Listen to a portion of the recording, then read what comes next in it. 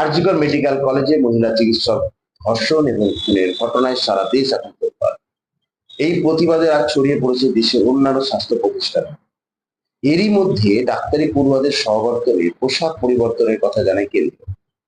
স্বাস্থ্য মন্ত্রকের জানানো এই চিঠিতে বলা হয়েছে, ডাক্তারি পড়ুয়াদের সমাবর্তনে যে কালো পোশাক এবং কালো টুপি ব্যবহার করা হয় তা ছিল মধ্যযুগীয়।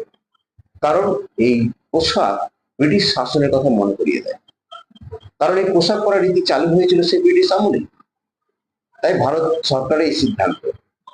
পরিবর্তে এখন ভারতীয় যে কোনো পোশাক পরা যেতে পারে। সেই চিঠিতে আরো বলা হয়েছে, এই পোশাক বিভিন্ন রাজ্যে বিভিন্ন হতে পারে। যে কোনো রাজ্য স্থানীয় সংস্কৃতি অনুযায়ী এই পোশাক নির্দিষ্ট করতে পারে। ভারত সরকারের সিদ্ধান্তকে আমরা সাধুবাদ জানাই।